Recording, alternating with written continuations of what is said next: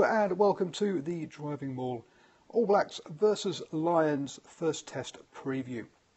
Thank you very much for joining me. I'm Paul, the guy behind Driving Maul, and I'm always up for good rugby chat, so if you're watching live or on the recording, please feel free to put comments below. Always up for a good old chat. And and finally, if you're watching on YouTube, don't forget you can put a thumbs up at any time that you like it. So, we've got both of the sides have been named for this weekend, so I'll run through both of those and then I'll run through how I think the game's going to pan out. So let's start kicking off with the All Blacks. They have gone for Moody, Taylor, Franks in the front row, Metallic Whitelock in the engine room, Kane, O'Kane and Reid as the Lucies. So no surprises there at all. And same with the bench. Harris, Crockett and Fumina are the front row replacements. Scott Barrett and Ardie Savea rounding that out. So from a forwards point of view, it's exactly as we expected. No surprises there at all. When we come to the backs, it's a little bit different. They both pulled, both Gatland and Hansen have both pulled a couple of little tricks here. So for the All Blacks, we have Aaron Smith and Beauden Barrett running the show with TJ Perenara and either Aaron Cruden or Liam Sopoaga to come off the bench to replace them. And then in the midfield, we have Sonny Bill Williams and Ryan Crotty. Ryan Crotty coming back from injury, replacing Anton Leonard-Brown. A bit of a surprise there. And then with Anton Leonard-Brown has dropped to the bench. And then we have Rieko Ioane, Israel Dagg and Ben Smith as the back three. So two players in there that we didn't expect. We didn't expect Crotty or Rieko Ioane. The reason I think Crotty is in there is he is Mr. Dependable. This is a once-in-a-lifetime opportunity, as Hansen's been saying, and the All Blacks have been really bigging this up, allowing all the pressure to build up and make it a big event. And I've said previously, I think the reasoning behind that is that it's all considered part of the preparation for a Rugby World Cup. If you put all the pressure on yourselves you're used to when it comes to a World Cup final, you're ready for it, and you're testing yourselves in those situations where you can't afford it. Why Crotty at 13? The comment there. So I think Crotty at 13 is because he is Mr. Dependable. I say this is being built up. It's a massive event. The pressure will be on the players. They're at Eden Park. They never lose at Forks Eden Park. Of course they do, but it's been a very long time. It's been years since they've lost there. So there is a certain mystique, there's a certain stress or pressure on them to win this game. These players, they say it's a once-in-a-lifetime opportunity, just like a Rugby World Cup final is, except you can make 2 or 3 of those. This is a once only. So, thank you very much for saying you enjoy the videos. So, why is he? Why is in there? He's in there as Mr. Dependable. He won't make a mistake. He won't get overawed by the situation. Anton Leonard-Brown is still a young guy. There may be some nerves. He may get too excited about it. With Crotty, with what is going to be a very quick rush defence, a very tough rush defence, he isn't going to panic. He is just going to do the basics right and not make a mistake. And that's why I think Crotty is in there ahead of Anton Leonard-Brown. I'm not saying that Leonard-Brown is mistake prone or would make a mistake, but there is that possibility that he might get a bit too excited and make one of those. So that's why I think Crotty's there. He is also the man who has enabled a smooth transition from the Nonu Smith days into the because obviously there was 100 caps each out of those two, and then we came down to single cap players, and Crotty was one of the key linchpins to enable that to happen and the All Blacks to keep going smoothly. Why do I think Rieko is in there then when Junior Severe's got the more experience? I think Riko's in there because he is, whilst he is still a very powerful runner, like the bus Severe is, I think he's better in the air and has a bit more magic about him. This game is going to have lots of box kicks from Colin Murray and from Aaron Smith. There's going to be lots of challenges in the air in both directions. It's going to be a bit of a kicking duel in this game. And I think having a better player in the air is what they're looking for here, and a bit of magic from Rieko. Rieko will be quicker to turn around and chase back than Julian will be. And we've seen a similar change happening on the Lions side. So that's why I think we've had those two players in who were the two surprises. If we head over to the British and Irish Lions, Vunipola, George, Furlong across the front row, as we all expected. Alwyn Jones starts with George Cruis, which is probably our first surprise, and then Peter Imani, Sean O'Brien and Toby Filatau are in there. A nice little comment that Rieko can offload better than the bus too. Yep, that's what's probably all part of it. It's a much more of an all-round game, but he won't run over players as well as the bus will. So that's those. That's the British and Irish Lions pack from on the bench. Ken Owens, McGrath, Sinclair, as we expected.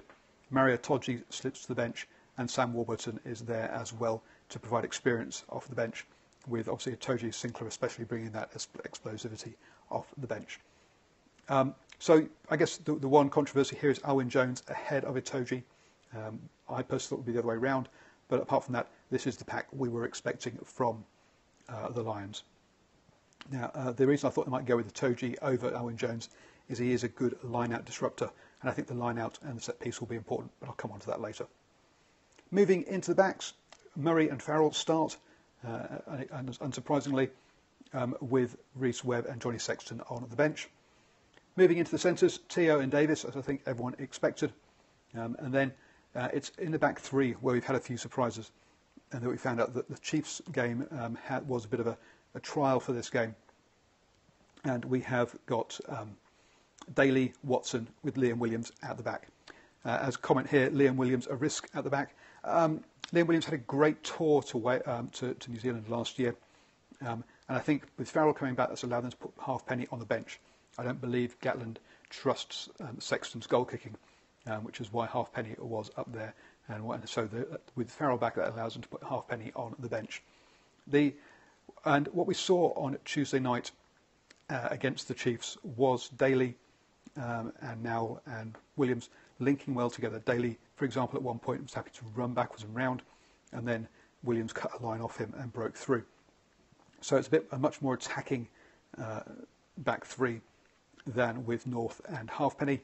Also, with North off and Daly in, perhaps better in the air. Liam Williams has picked up a couple of yellow cards against the Blues. Sorry, a yellow card against the Blues, got penalties from the high ball. But he's known as the bomb diffuser.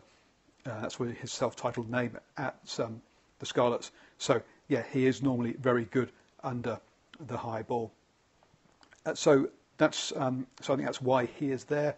As I say, Watson's also a fullback, another good guy under the high ball, mirroring the All Blacks with Dagg and Smith. And then you've got Elliot Daly in there, who admittedly made that mistake against Argentina under the high ball and got red carded. But that's a while back now. I think he's learnt from that. He is getting better at this wing play. So a much faster, dynamic back three than we were expecting. Not as powerful, but with Julian Severe not being mentioned, we don't need an equally big bulk to stop him in James North, and so it's not such so you can get away with having Watson and Daly in there. So that's why I think he's gone that way. Owen Jones, that's a matter of having the guy he trusts over the guy that he knows is very capable. But when it comes to betting your life on it, who do you go with? You go with the guy that you trust, and that's why Alwyn Jones is in there. How do I see the game going? Well, I think the Lions will be wanting to play as much of the game in the All Blacks half, where the All Blacks score their tries mainly from kick returns or turnovers, and so lots of the kicks will be contestable or into the stands. One of the things we have seen against the Maori and against the Crusaders is a fantastic line chase. So there'll be a big line chase as well, along with those kicks. But they'll be trying to avoid kick returns. They'll be trying to avoid turnovers and broken play. To maintain that territory, they'll also be looking for, obviously, a very low penalty count as well. So discipline will be big.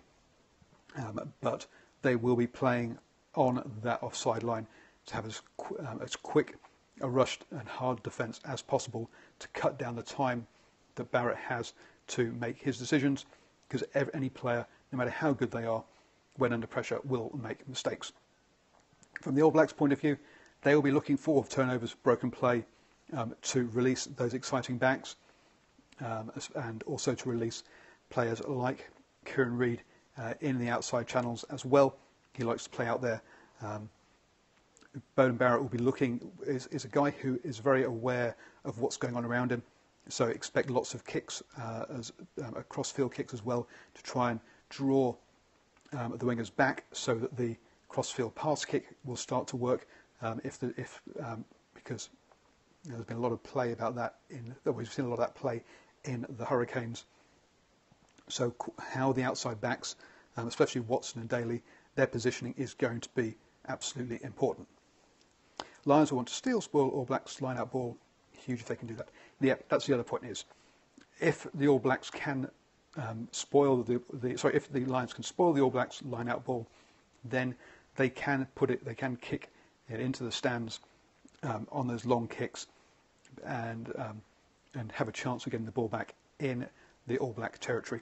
So, but if the All Blacks line-out holds out, then that will probably encourage the kicks to try and find grass instead, which opens up the counter-attack possibility if those kicks aren't quite right, if the kick chase isn't quite right. So the line-out will be a... Right, the other battle that people have been talking about is the scrum, expecting the Lions to be able to dominate the scrum. I don't think they will be able to. I think both scrums will have their ascendancy, but I think on the whole we're going to see some parity there. So that's my thing. Please feel free to share this with your friends, give it a thumbs up on YouTube, and also sign up for my newsletter, link above, on Twitter, down below on YouTube. Finally, this is the Rieko Ioane, the end of Julian Savea. We'll have to wait and see. I remember Rokokoko being someone I thought would pick up lots more caps, but his All Blacks career came to an end very quickly. Maybe this is the changing of the guard, and we've seen the best of Julian Savea already. Just a thought there to finish on. Catch you all later. As I say, do please feel free to put comments below. I will be at Eden Park for the game, so please, if you're going to be there, drop me a line and say hi, maybe a quick beer, or at least just a hello. Bye.